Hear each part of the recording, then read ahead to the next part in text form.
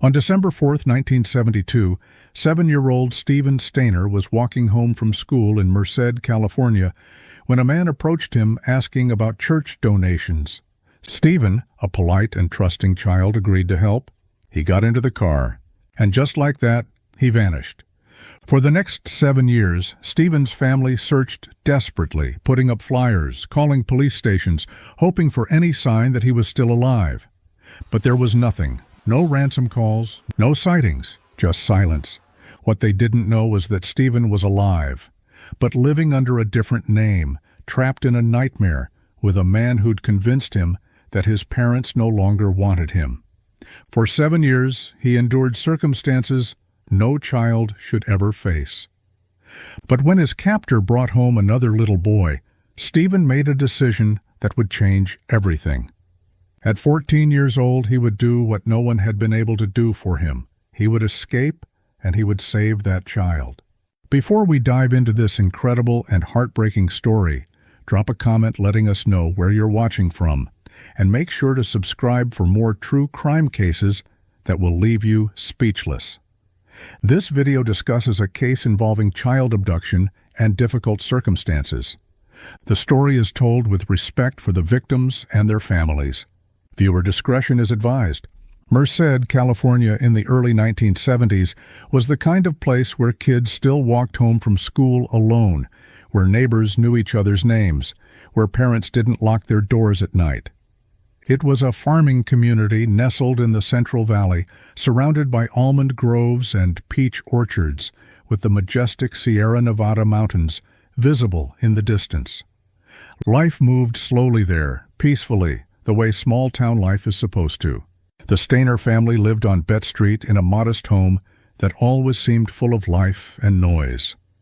Delbert and Kay Stayner had 5 children, 3 girls and 2 boys, and their house was the kind of chaotic, loving home where someone was always laughing, arguing, playing, or getting into some kind of trouble.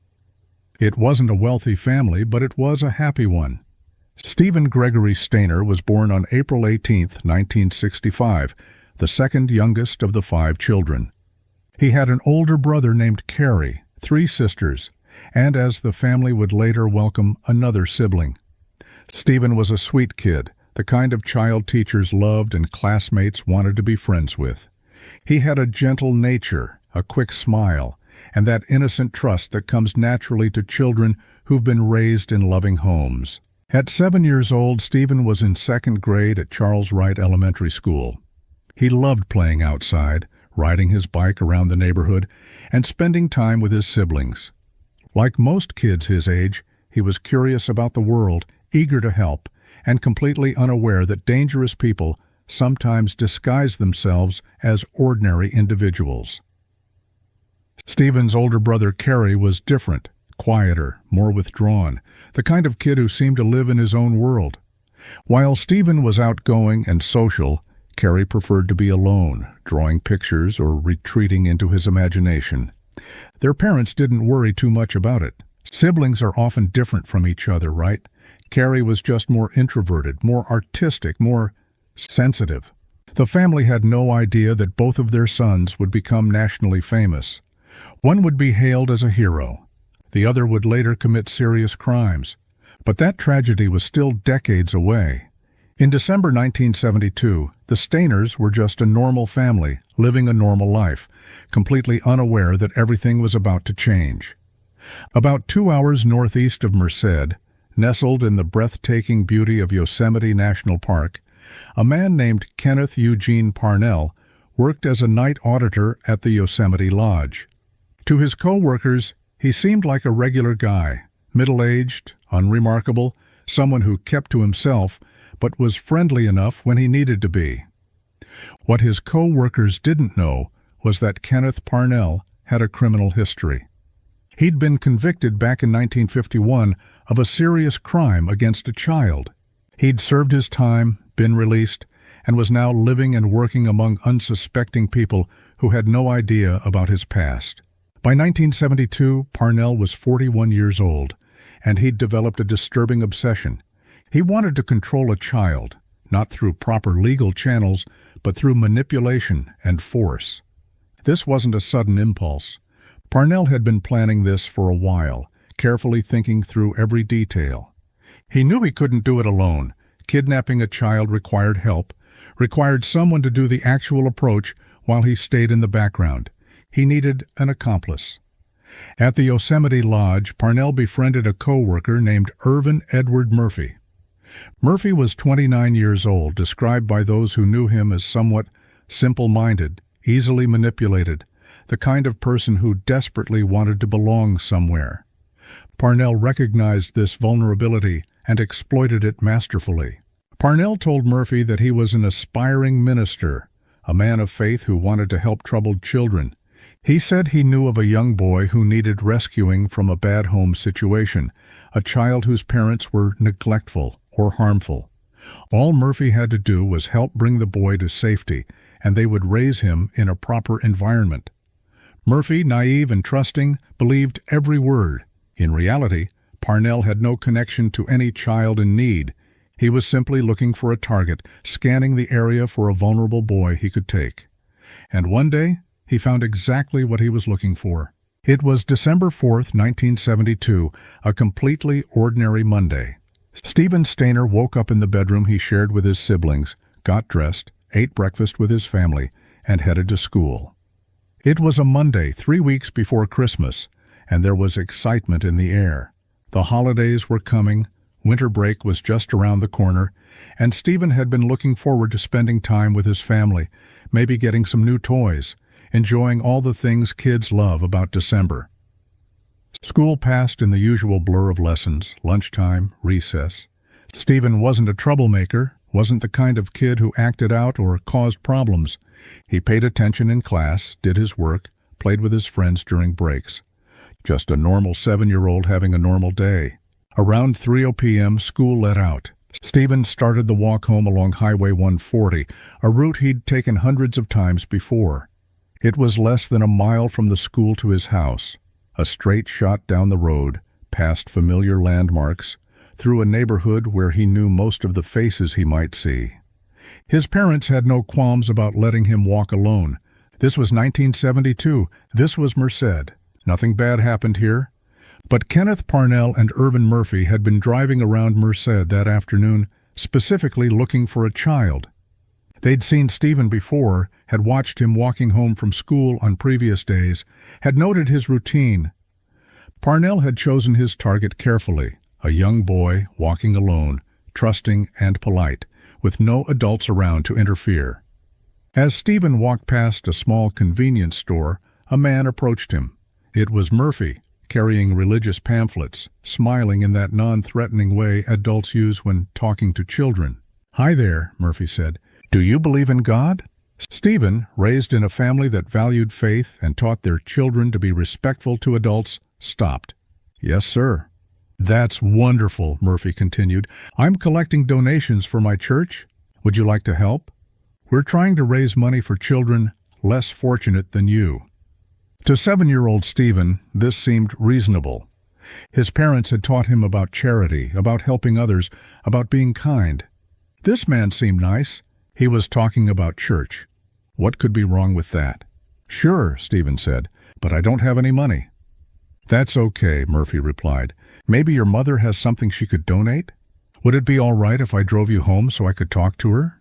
Steven hesitated for just a moment. He'd also been taught not to get into cars with strangers. But this wasn't really a stranger, was it? This was a church worker, someone doing charitable work. And he'd driven past that convenience store many times. It was close to his house. The ride would only take a minute. "Okay," Steven said. Murphy led him to a large white Buick idling nearby. In the driver's seat sat Kenneth Parnell, though Steven didn't know his name. The man smiled at him, and Steven climbed into the back seat. They didn't drive toward Steven's house. They drove away from Merced, out toward the foothills, up into the mountains. Steven started to feel uneasy. "Where are we going? My house is the other way." "We'll get there," Parnell said calmly. "I just need to make a quick stop first." But they didn't stop.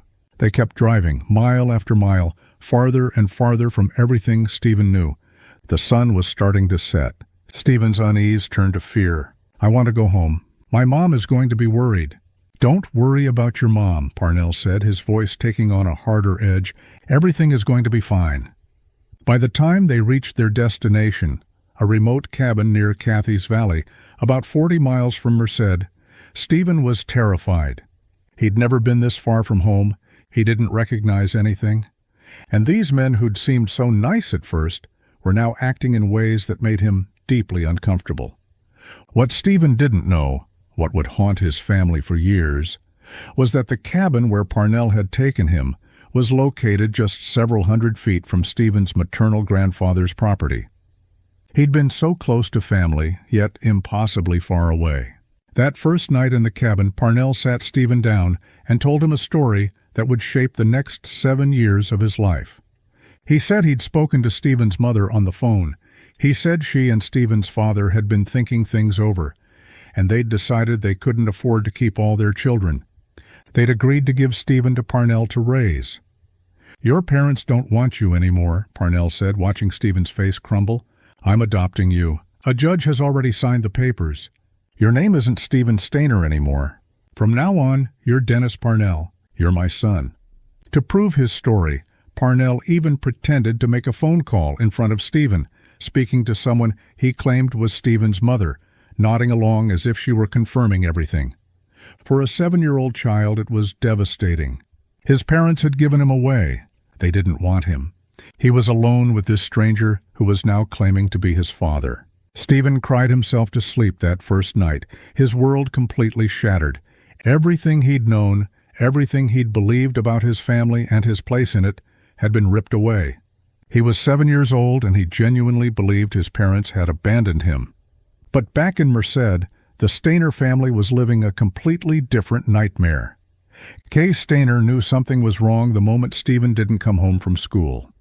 Steven was reliable. He always came straight home, always called if he was going to be late, always let someone know where he was. It was 4 p.m., then 5 p.m., then 6 p.m. No Steven. Kay called the school. They said he'd left at the regular time around 3:00 p.m. She called his friend's parents. No one had seen him. She and Delbert got in their car and drove the route Steven would have taken home, scanning the sidewalks, the yards, anywhere a child might have wandered off to play. Nothing. By 7 p.m., Kay was frantic. Delbert called the police. When officers arrived at the Stayner home, they took down all the details. 7 years old, brown hair, wearing blue jeans and a jacket, last seen leaving Charles Wright Elementary School. They'd put out a missing persons report, they said. They'd searched the area. Most kids who go missing turn up within a few hours. But hours turned into days. Days turned into weeks. The police searched everywhere. The school, the neighborhood, nearby fields and orchards, bodies of water where a child might have wandered and fallen. They interviewed Steven's classmates, his teachers, neighbors, anyone who might have seen something. They brought in search dogs. They organized volunteer search parties with hundreds of community members combing through the area. Nothing. It was as if Steven had simply evaporated into thin air. The Stayner family home became a place of unbearable tension. Kay couldn't eat, couldn't sleep, couldn't think about anything except where her son might be. Was he cold? Was he scared? Was he calling for her? Every time the phone rang, her heart would leap. Maybe this was it. Maybe someone had found him. But it was always just another well-meaning neighbor, another reporter, another dead end. Delbert threw himself into the search, spending every spare moment putting up flyers, talking to police, following up on tips that inevitably led nowhere. The other children, Carrie and the girls, tried to cope with their parents' devastation while dealing with their own confusion and fear. Where was Steven? When was he coming home? In the bedroom Steven and Carrie had shared, everything remained exactly as Steven had left it. His bed stayed made. His toys sat untouched. His clothes hung in the closet. Kay couldn't bear to move anything. It felt like giving up, like admitting he might never come back. As long as his things were there waiting for him, there was still hope. The media picked up the story. Local news ran segments about the missing Merced boy. His school picture, that innocent 7-year-old face smiling at the camera, appeared on television screens and in newspapers across California. Tips poured in from people claiming to have seen a child matching his description. Each one had to be investigated, and each one ended in disappointment. Christmas came and went. It should have been a time of joy and celebration, but instead it was the darkest holiday the Stayner family had ever experienced. Steven's presents sat unwrapped under the tree. His stocking hung on the mantel. The empty space where he should have been felt like a physical wound. For Carrie, Steven's older brother, the experience was especially isolating. His parents were consumed by grief and the search effort. The attention that used to be divided among all the children was now focused entirely on the missing Steven. Carrie tried to be understanding, tried to be strong, but he was just a kid himself, confused, scared, and feeling increasingly invisible in his own family. Nobody in the Stayner home knew the truth. Steven was alive. He was being held less than 40 miles away, and the situation he was living through was far worse than anything they could have imagined. While the Stayner family was desperately searching for their missing son, Steven was beginning what would become a 7-year captivity, a period of his life so difficult and traumatic that he would never fully discuss it, even after he was finally free. The cabin where Kenneth Parnell had taken Steven was isolated, tucked away in the foothills where neighbors were scarce and questions were rare. For the first few weeks, Parnell kept Steven there, gradually breaking down the 7-year-old's sense of reality and replacing it with a new, twisted version of normal.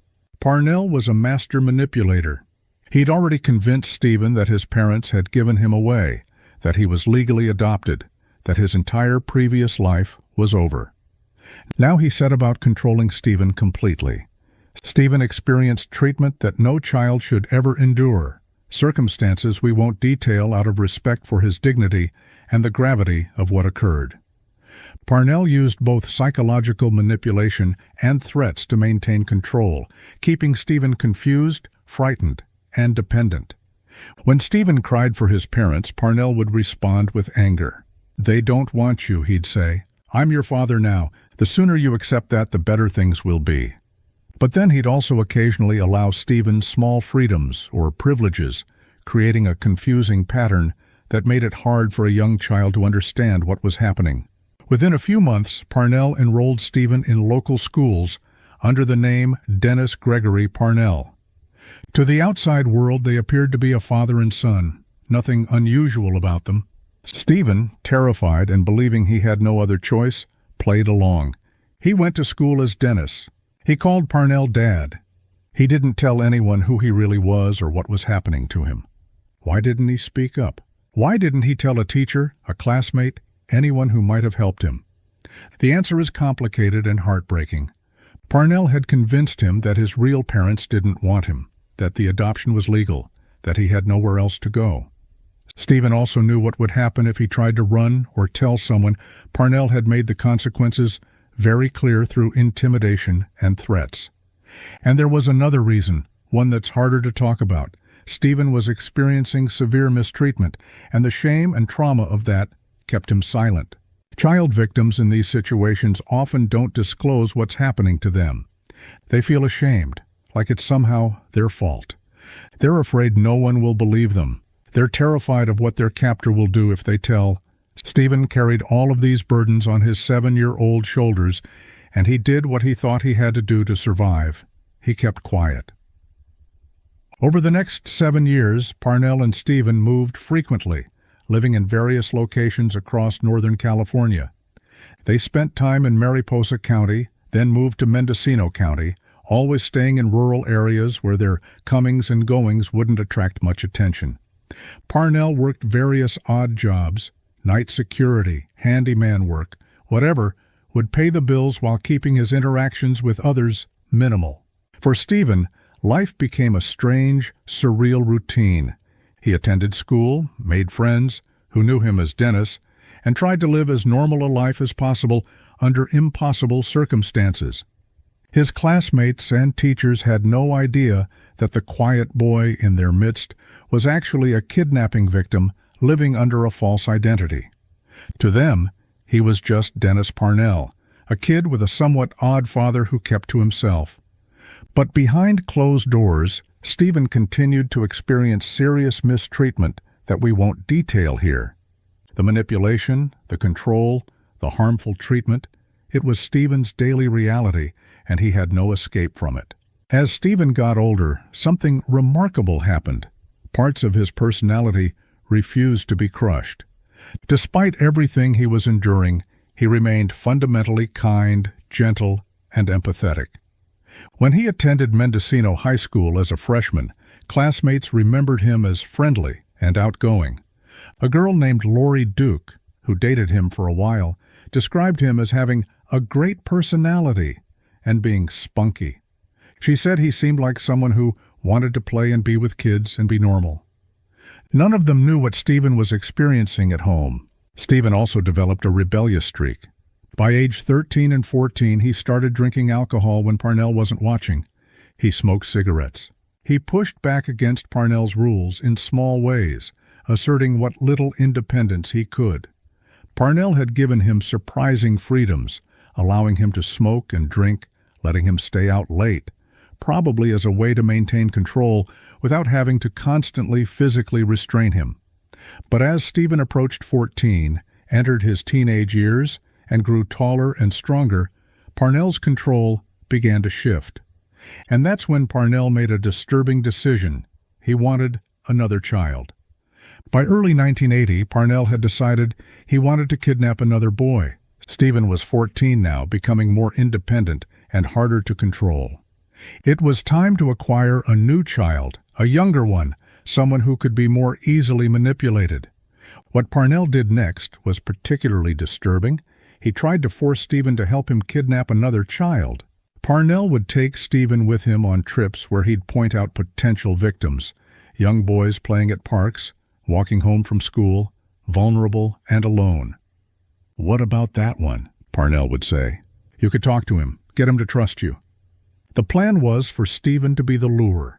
Children would trust another teenager more readily than they'd trust a middle-aged man. Steven was supposed to befriend these boys, gain their confidence, then help Parnell take them. But Steven refused to cooperate. Every time Parnell sent him to approach a potential victim, Steven would intentionally sabotage the attempt. He'd say the wrong things, scare the kids away, do anything to ensure the kidnapping failed. Years later, Steven would reveal that he'd done this deliberately. He couldn't bear the thought of another child enduring what he'd endured. If he couldn't escape himself, he could at least protect others. Parnell grew frustrated with Steven's incompetence and eventually stopped using him as an accomplice. Instead, he recruited someone else, a teenage boy named Randall Sean Poorman, one of Steven's schoolmates. Poorman was vulnerable, struggling financially, easily manipulated. Parnell offered him money, substances, and other incentives if he'd help with a quick job. Poorman initially agreed, though he later claimed he tried to back out when he realized what Parnell was planning. But Parnell threatened him, and Poorman, scared and confused, went along with it. On February 14, 1980, Valentine's Day, Kenneth Parnell and Sean Poorman drove toward Ukiah, California, a quiet city in Mendocino County. They were hunting for a child. That afternoon, 5-year-old Timothy White was walking home from school. Timmy was just a kindergartner, small for his age, with light brown hair and innocent eyes that had never seen anything truly frightening. His family loved him dearly. He'd been having a normal day at school, probably thinking about Valentine's candy and what his mom might make for dinner. Parnell and Poorman spotted him walking alone. They pulled up beside him, and Parnell called out through the window, "Hey there, are you lost? Do you need a ride?" Timmy, who'd been taught not to talk to strangers, shook his head and kept walking. But Parnell persisted, following slowly alongside him in the car, insisting that he looked lost, that it was getting late, that his parents would be worried. Eventually, through a combination of pressure and manipulation, they convinced Timmy to get into the car. And just like that, Timothy White vanished. Back in Ukiah, the White family experienced the same nightmare the Stayners had lived through 8 years earlier. Their 5-year-old son was missing. Police were called, search parties formed, the community rallied. But there was no trace of Timmy. He'd simply disappeared while walking home from school on a bright February afternoon. Parnell drove Timmy to the one-room cabin where he and Steven were living.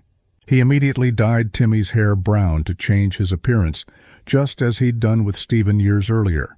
And he began the same psychological manipulation, telling Timmy that his parents didn't want him, that he was being adopted, that his name was now different. But this time, something was different. This time there was a witness. This time, someone saw what Parnell was planning to do to a new victim and understood the horror of it. That witness was Steven Stayner. When Steven came home and found 5-year-old Timothy White sitting in the cabin, crying and terrified, something shifted inside him. For 7 years, Steven had been trapped, unable to escape, unable to help himself. He'd endured treatment that would have broken most people.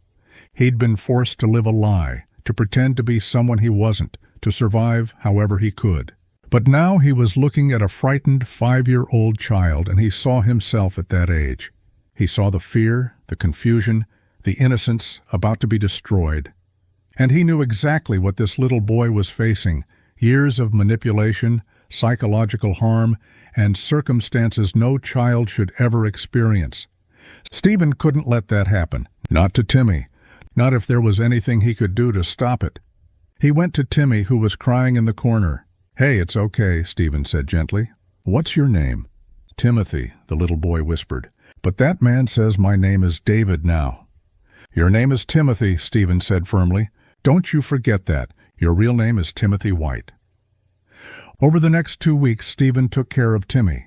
He tried to comfort him, told him everything would be okay, did his best to shield the 5-year-old from Parnell's attention.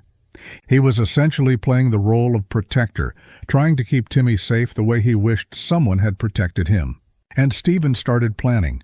Parnell worked night shifts at a local motel, which meant he was gone from evening until early morning.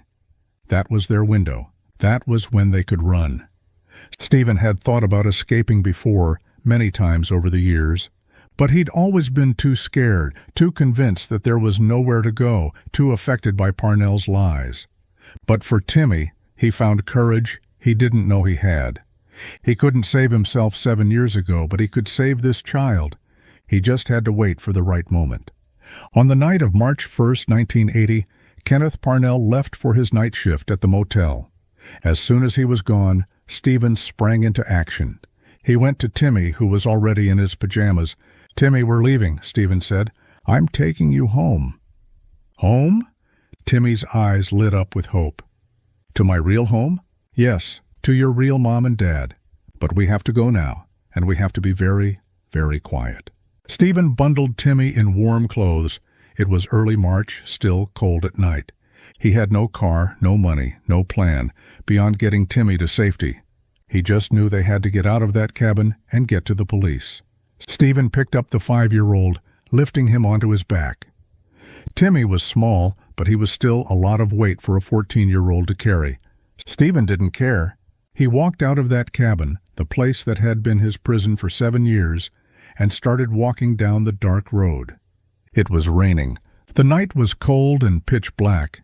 Steven had no idea exactly how far they were from Ukiah. It turned out to be about 40 miles. That's an impossible distance to walk, especially carrying a child, especially with no food or water or shelter. But Steven was determined. Every step took them farther from Parnell. Every step brought Timmy closer to his family. After walking for miles, Steven made a decision. They needed to hitchhike. It was risky. What if they got picked up by someone dangerous? But they had no choice. Timmy was getting tired. Steven's back was aching, and they needed to cover more ground before Parnell returned to the cabin and realized they were gone. Steven stuck out his thumb, and miraculously, someone stopped. The driver didn't ask too many questions about why a teenager was carrying a small child on a rainy night. Maybe he assumed they were brothers who'd gotten stranded. Whatever the reason, he gave them a ride toward Ukiah. When they reached the city, Steven asked to be dropped off near the police station. He carried Timmy into the building, exhausted and soaking wet but filled with purpose. They walked through the doors, and Steven approached the first officer he saw. "This boy's name is Timothy White," Steven said. "He was kidnapped 2 weeks ago. I'm taking him home." The officers looked at this strange pair, a teenage boy and a small child, both drenched and muddy, appearing out of nowhere in the middle of the night. They'd been aware of the Timothy White case, of course. Every officer in Ukiah knew about the missing 5-year-old. They looked at the child in Steven's arms. "Is this true?" one officer asked Timmy. "Are you Timothy White?" Timmy nodded, tears streaming down his face. "I want my mommy." The police immediately contacted the White family. Within hours, Timmy was reunited with his parents, who'd spent 2 of the longest weeks of their lives not knowing if they'd ever see their son again. The reunion was emotional, joyous, and overwhelming. Their baby was back. He was safe. But the officers still had questions about the teenager who'd brought him in. "Who are you?" they asked Steven. "How did you know about this boy?" Steven hesitated. For 7 years, he'd been Dennis Parnell.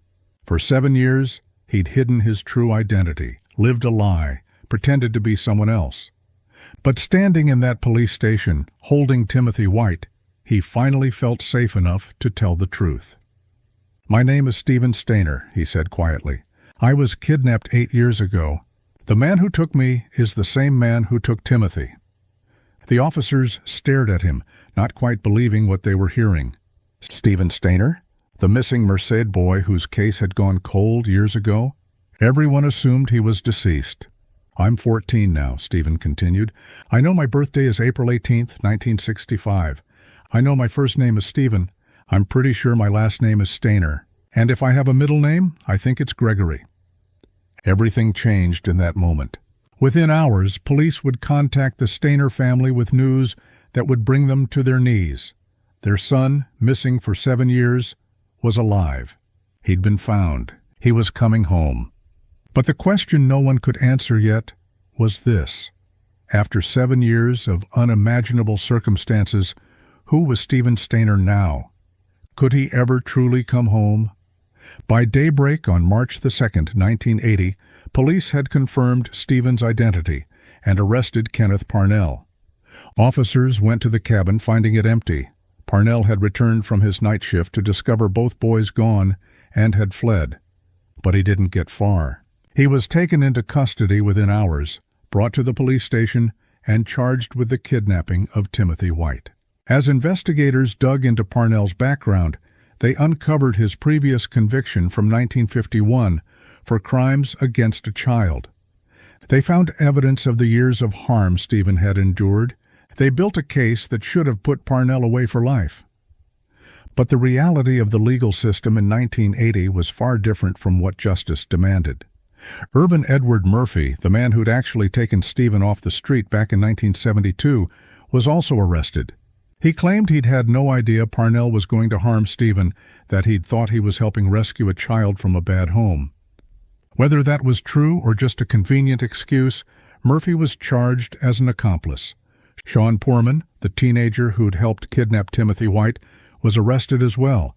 He insisted that Parnell had threatened and manipulated him, that he'd tried to back out, but had been too scared to refuse. Given his age and circumstances, authorities decided to charge him as a minor.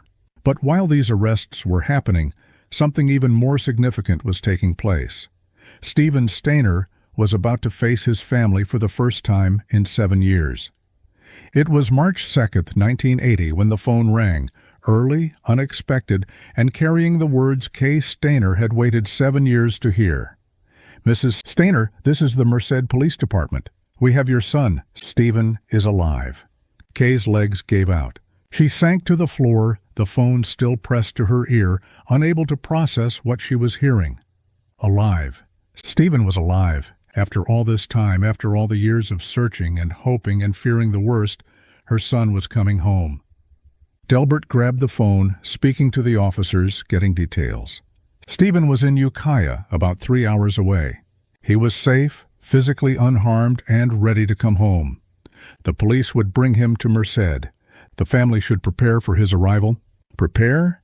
How do you prepare for something like this? How do you prepare to see your 7-year-old son who's now 14, who's lived an entire childhood without you, who's been through circumstances you couldn't protect him from? Kay called Carrie and the girls who were at school. "Come home," she said, her voice shaking. "Come home right now. Steven is alive. He's coming home today." The news spread through Merced like wildfire. The missing boy from 1972, the one everyone had assumed was deceased, had been found alive. Reporters descended on the Stayner home. Neighbors gathered in the street. Everyone wanted to be part of this miracle, this impossible happy ending. But for the Stayner family, the reality was more complicated than a miracle. They were about to meet a stranger who happened to be their son and brother. 7 years was a lifetime. Steven had left as a second grader and was returning as a high school freshman. Everything had changed. When the police car pulled up to the Stayner home around midday, a crowd had already gathered. Reporters, neighbors, curious onlookers. Steven stepped out of the car, and for a moment, everyone fell silent. He was tall for 14, with shaggy hair and wary eyes. He looked nervous, overwhelmed, nothing like the trusting 7-year-old who'd disappeared in 1972. Kay rushed forward, tears streaming down her face, and pulled Steven into a tight embrace. "My baby," she sobbed. "My baby, you're home." Steven stood stiffly in his mother's arms, uncertain how to respond. He'd spent 7 years being told his mother didn't want him, being convinced she'd given him away, building walls around his heart to protect himself from that rejection. Now here she was, crying and holding him, and he didn't know how to feel. Delbert hugged him next, then Carrie, then his sisters. There were tears and laughter and flashbulbs from cameras. Everyone was talking at once, asking questions, telling him how much they'd missed him, how happy they were that he was home. It should have been a joyous moment. For Steven, it was overwhelming and confusing. From the moment Steven returned, his story became national news. "Missing boy found after 7 years," screamed the headlines. "Teenage hero rescues kidnap victim." The media couldn't get enough of the story. It had everything they wanted: a dramatic kidnapping, years of mystery, a heroic rescue, and a heartwarming reunion. Reporters camped outside the Stayner house. They called constantly, begging for interviews. They wanted Steven to appear on television, to tell his story, to be the face of triumph over tragedy.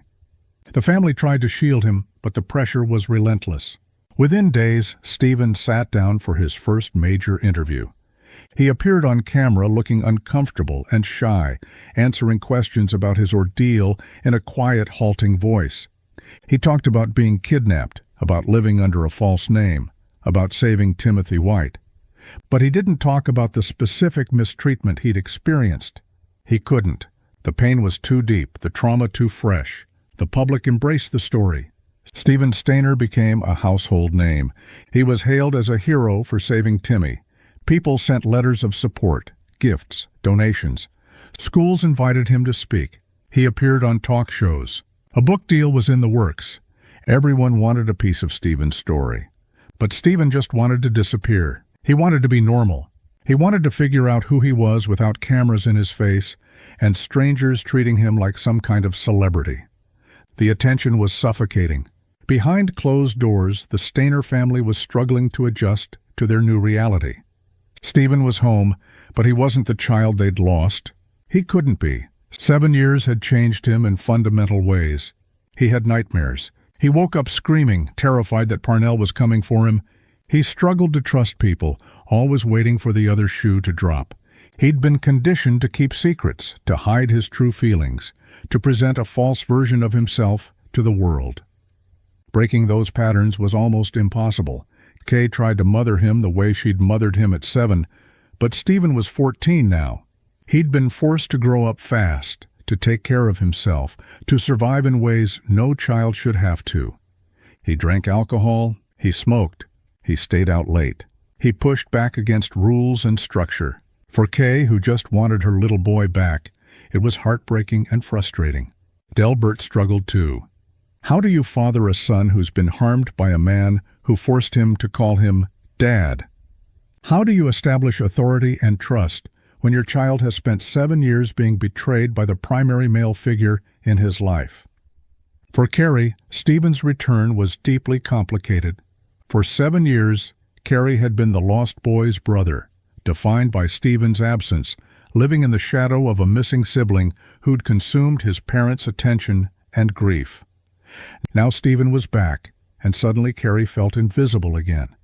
But this time, instead of being overshadowed by a missing brother, he was overshadowed by a hero brother, someone the whole world wanted to celebrate.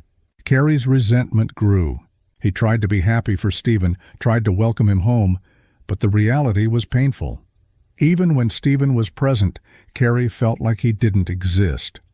Years later, when Carrie committed serious crimes, some would point to this period as a contributing factor to his psychological state.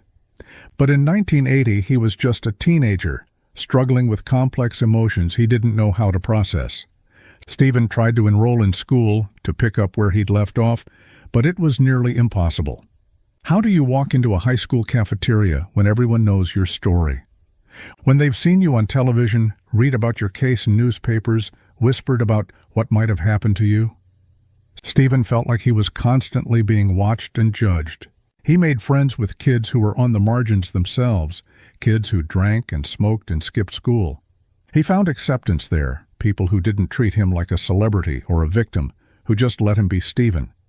But these weren't necessarily positive influences. Steven's drinking got worse. His grades suffered. He got into trouble. Kay and Delbert didn't know how to handle it. They wanted to be understanding, to give Steven space to heal, but they also needed to parent him, to set boundaries, to help him build a stable life. It was an impossible balance. The family tried therapy, but in 1980, trauma-informed care for kidnapping victims was still in its infancy. The therapists Steven saw didn't fully understand the complexity of what he'd been through, the years of psychological manipulation, the identity confusion, the survivor's guilt he felt about Timmy, and the deep shame from experiences he couldn't bring himself to discuss. Steven went to sessions but rarely opened up. He'd spent 7 years keeping secrets, and breaking that pattern was harder than anyone realized. He couldn't talk about what had been done to him. The shame was too crushing. So he smiled and nodded and told therapists what they wanted to hear, then went home and used alcohol to numb the pain that was always there, lurking beneath the surface. In 1981, Kenneth Parnell went on trial. He was charged with kidnapping Timothy White, but incredibly, he was never charged with kidnapping Steven. The statute of limitations had expired on Steven's kidnapping, a legal technicality that felt like a slap in the face to the Stayner family. Steven had to testify at the trial, had to sit in a courtroom and talk about what Parnell had done to him. It was excruciating. He had to describe the manipulation, the control, the years of captivity, though he couldn't bring himself to detail the most harmful aspects, all while Parnell sat just feet away, watching him. The defense tried to argue that Steven had stayed with Parnell voluntarily in later years, that he could have escaped but chose not to. It was victim-blaming at its worst, suggesting that a child was somehow responsible for his own situation. Steven struggled to explain something that adults who'd never experienced that kind of trauma couldn't understand. He'd been psychologically controlled, convinced he had nowhere to go, terrified of the consequences of running. Even when he'd gained some physical freedom in later years, the psychological chains had remained. The jury deliberated and found Parnell guilty of kidnapping Timothy White. But the sentence was shockingly lenient. Just 7 years in prison, 7 years for kidnapping a child, for years of mistreatment, for destroying lives. It was an insult to Steven, to Timmy, to their families. Irvin Murphy, the man who'd actually grabbed Steven off the street in 1972, was convicted as an accomplice and sentenced to just 5 years. He served only 2 before being paroled. The message was clear. In 1981, society didn't take these crimes as seriously as it should have. The justice system failed Steven Stayner in every possible way. Despite everything, Steven tried to build a life. He dropped out of high school. The pressure and attention were too much. But he got his GED. He worked various jobs, learning trades, trying to establish some kind of independence and normalcy. In 1985, when he was 19, Steven met a young woman named Jody Edmondson. She knew who he was, knew his story, but she saw past the headlines to the person underneath. They fell in love, and for the first time in his life, Steven felt like maybe, just maybe, he could have something good, something normal, something that was his own. They got married on June 16, 1985. It was a small ceremony, nothing fancy, but it represented everything Steven had been denied: choice, autonomy, love, a future. He was building a life on his own terms, not terms dictated by Kenneth Parnell or the media or anyone else. Steven and Jody had 2 children, Ashley and Steven Jr. Being a father both terrified and motivated Steven. He worried constantly that he'd make mistakes, that the trauma he'd suffered would somehow affect his ability to parent. But by all accounts, he was a devoted and loving dad. He was gentle with his kids, patient, present in ways his own father had struggled to be after the trauma. He broke the cycle. He worked as a handyman and driver, providing for his family, showing up every day, even when the nightmares and difficult memories made it hard. He rarely talked about his past, even with Jody. The trauma was too deep, too painful. But he kept moving forward one day at a time. To people who knew Steven in those years, he seemed like a regular guy, friendly, hard-working, someone who loved his kids and was trying his best. But people close to him knew he was still struggling. He drank too much. He had dark moods. He carried a sadness that never quite went away. For 9 years after his escape, Steven Stayner fought to build a normal life despite the demons that haunted him. He became a husband, a father, a working man trying to leave his past behind.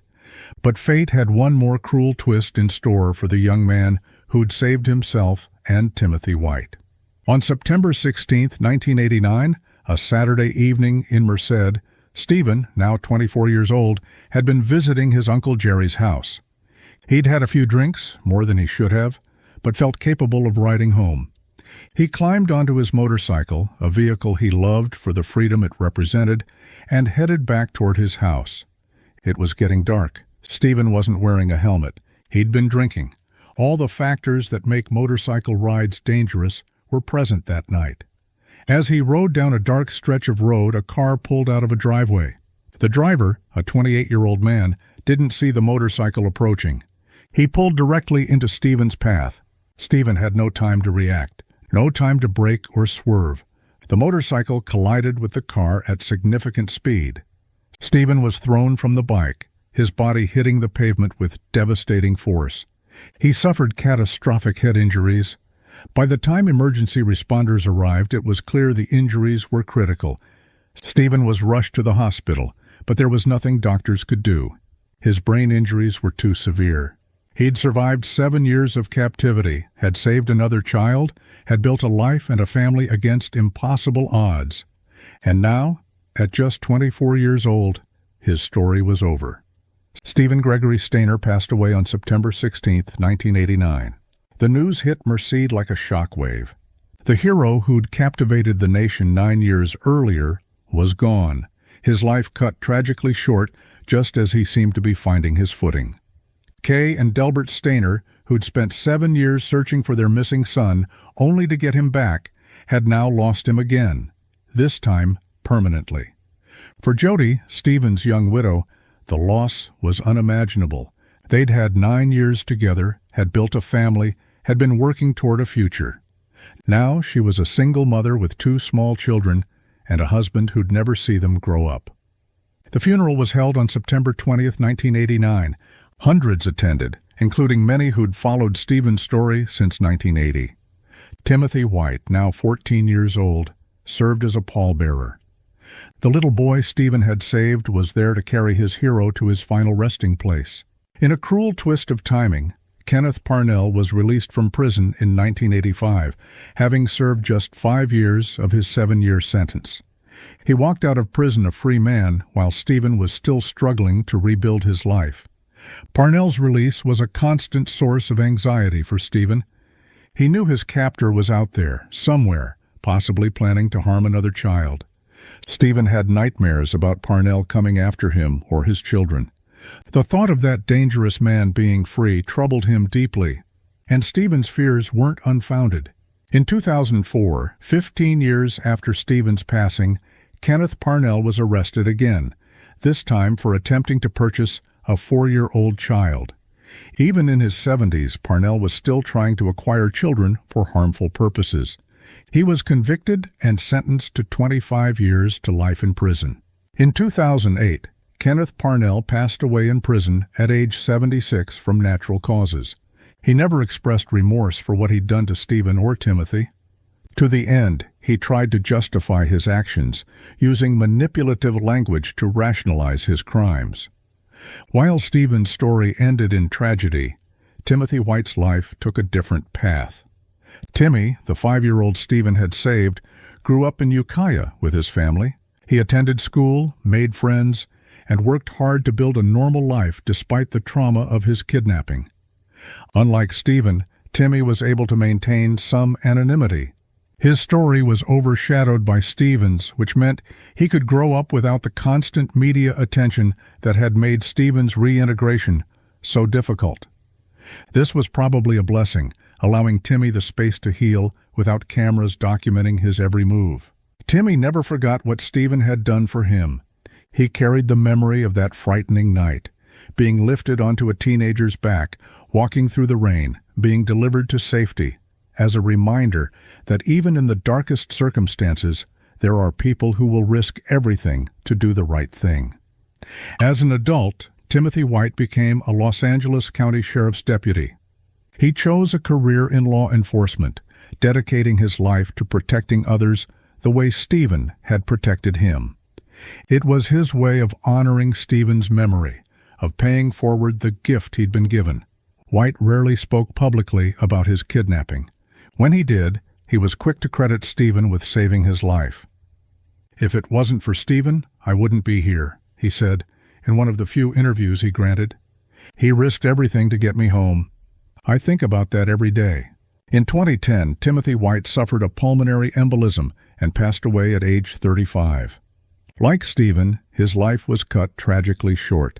He left behind a wife and children, a legacy of service, and the eternal gratitude of a nation that had watched him being rescued all those years ago.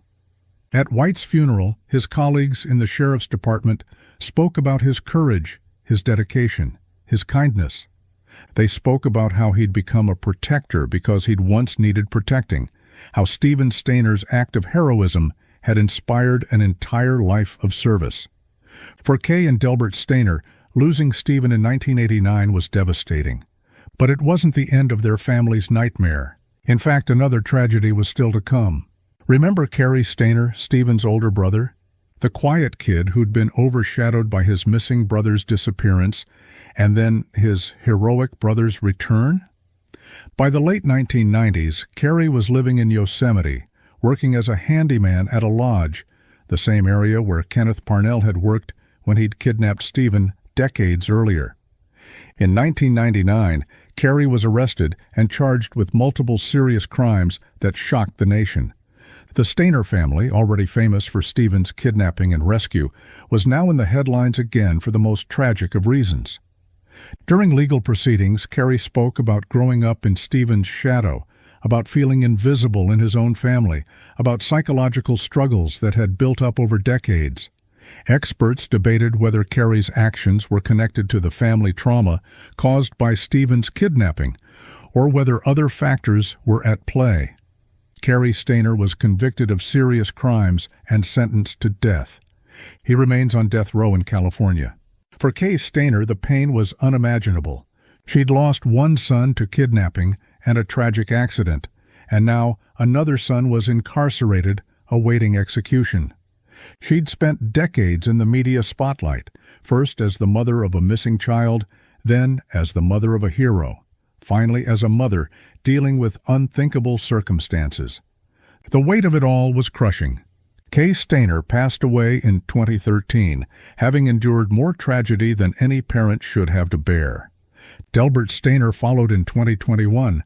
They died carrying the heavy burden of their family's multiple tragedies.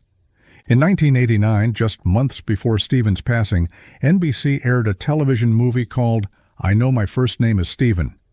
It was based on Steven's story, dramatizing his kidnapping, captivity, and eventual rescue of Timothy White. The movie was powerful, heartbreaking, and helped bring national attention to the issue of child abduction.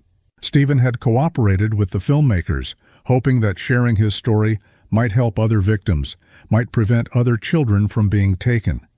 He'd done interviews, provided details, relived his trauma so that others might benefit from his experience. The movie aired to massive ratings. Millions watched Steven's story unfold on their television screens. It sparked conversations about child safety, about the long-term effects of trauma, about the failures of the justice system that had given Parnell such a lenient sentence. But Steven never got to see the full impact his story had. He passed away just weeks after the movie aired, before he could fully understand how many people his courage had inspired. In the decades since Steven's passing, his story has remained a touchstone in discussions about child abduction and victim advocacy. His case led to changes in how law enforcement handles missing children cases. It influenced legislation around statutes of limitations for crimes against children. It inspired advocacy groups and support organizations for victims of kidnapping. The Steven Stayner Memorial Fund was established to help other victims of child abduction, providing resources and support for families going through similar nightmares. Schools used Steven's story to teach children about safety and the importance of telling trusted adults if something doesn't feel right. But perhaps Steven's most important legacy is the simple truth at the heart of his story. Even in the darkest circumstances, even when you've been beaten down and broken and convinced you're powerless, you can still choose to do the right thing. You can still protect someone more vulnerable than yourself. You can still be a hero. Steven Stayner was just 14 years old when he made the decision to save Timothy White. He could have kept his head down, could have waited until he could escape on his own. But he didn't. He saw a frightened 5-year-old and knew he couldn't let that child suffer what he'd suffered, so he acted. That choice cost him any chance at anonymity or a quiet recovery. It thrust him into the national spotlight, complicated his reintegration into society, made normal life nearly impossible. But it also saved a life. It reunited a family. It exposed a dangerous predator, and it inspired millions. Steven Stayner's life was marked by unimaginable trauma, but also by extraordinary courage. His story raises profound questions about survival, about the long-term effects of childhood trauma, and about what it means to be a hero when the cost of heroism is so devastatingly high. When we think about Steven Stayner's story, one question inevitably arises. How did he survive 7 years of captivity without completely losing himself? The truth is, parts of Steven didn't survive intact. The innocent 7-year-old who'd been kidnapped in 1972 was gone forever, replaced by a trauma survivor who carried deep psychological scars. Steven struggled with substance use, with trust issues, with nightmares and difficult memories that never fully went away.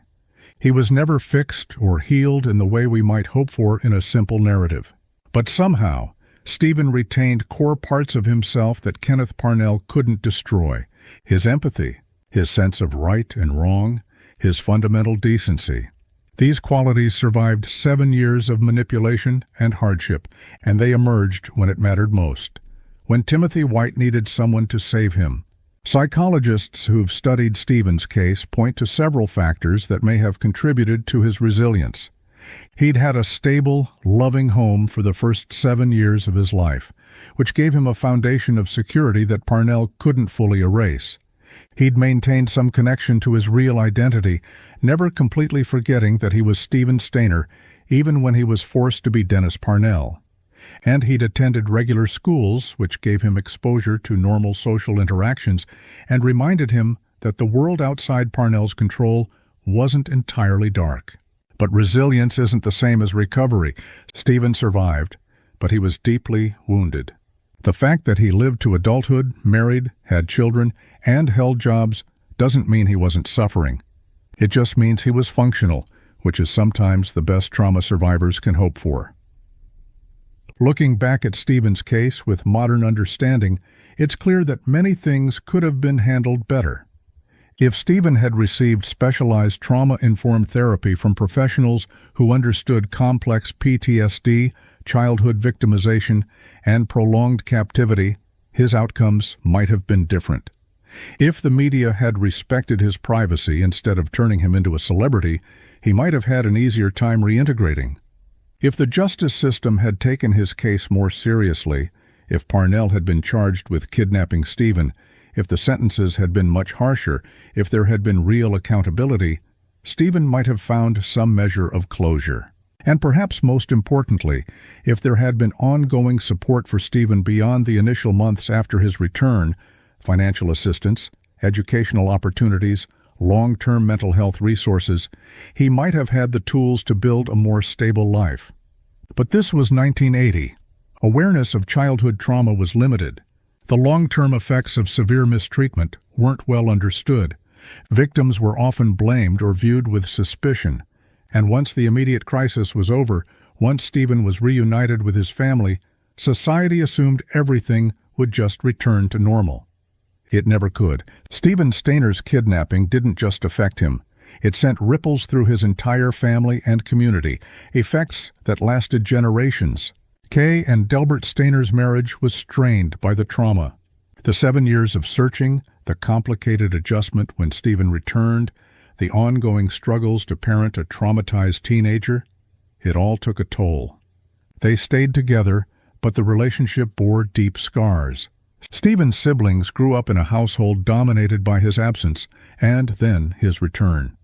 Carrie's later psychological struggles have been examined by professionals who consider how family trauma can create difficult conditions, though it's important to note that trauma doesn't excuse harmful behavior.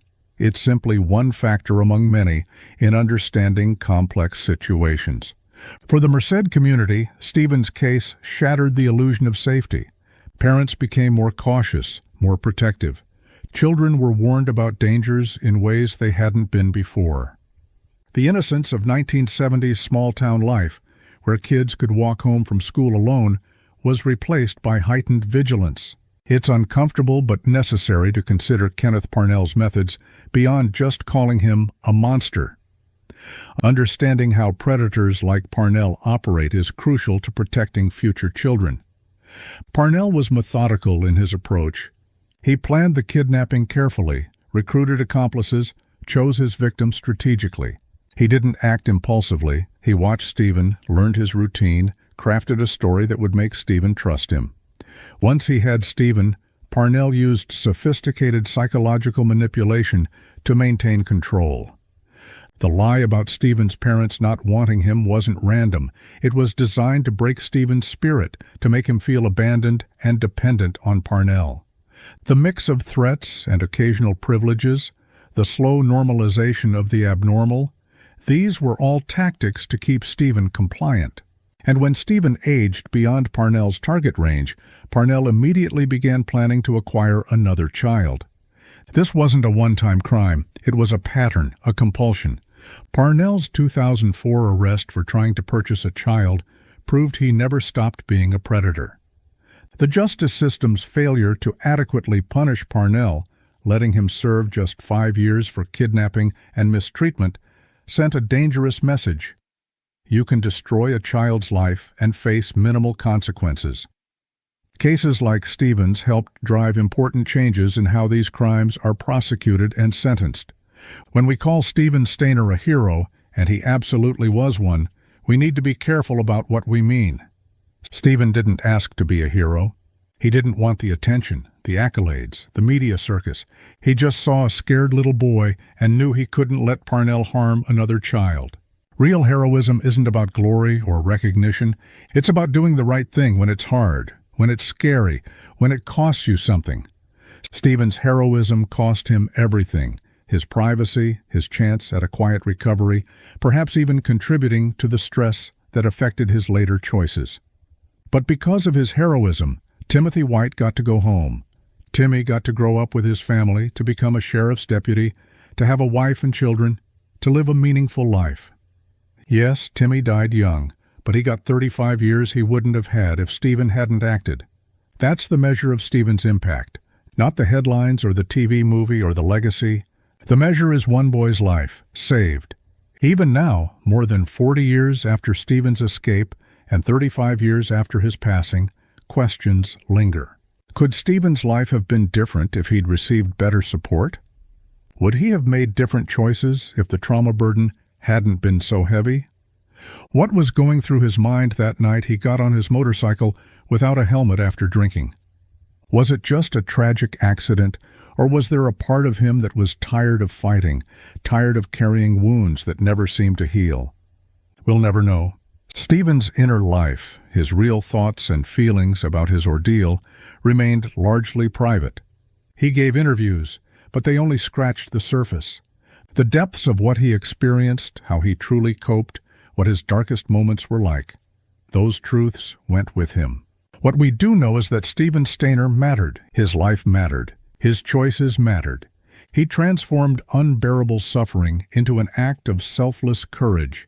He saved a child when no one had been able to save him. And in doing so, he reminded us all that even in our darkest moments, we have the power to be someone else's light. Steven Stayner's story doesn't have a neat ending. It's messy, tragic, complicated, and profoundly human. But it's a story that needed to be told, not just for what it reveals about survival and heroism, but for what it teaches us about the cost of both. Steven Gregory Stayner lived just 24 years. For 7 of those years, he was held captive by a dangerous predator. For the remaining years, he fought to reclaim a life that had been stolen from him. He became a husband, a father, a working man trying to make sense of a world that had shown him both its cruelest and kindest faces. His story captivated a nation not because it had a perfect ending, it didn't, but because it revealed something profound about human nature. It showed us that children are more resilient than we imagine, but also more vulnerable than we often acknowledge. It demonstrated that heroes don't always get the lives they deserve.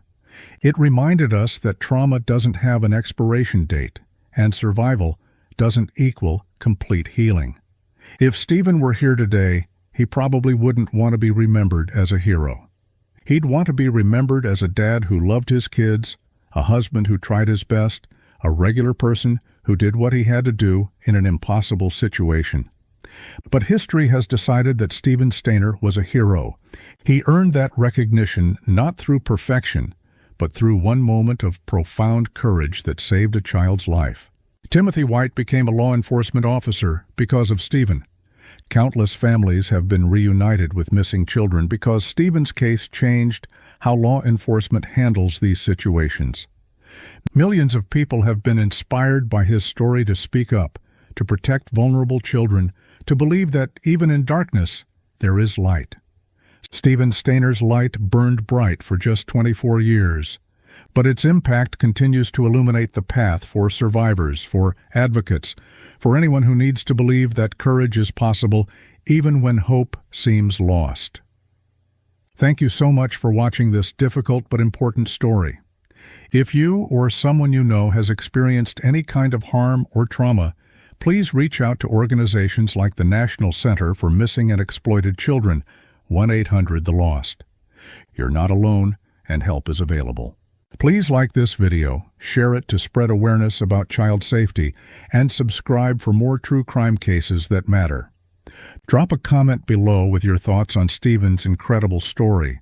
His memory deserves to be honored, and his courage deserves to be remembered. Rest in peace, Steven Gregory Stayner.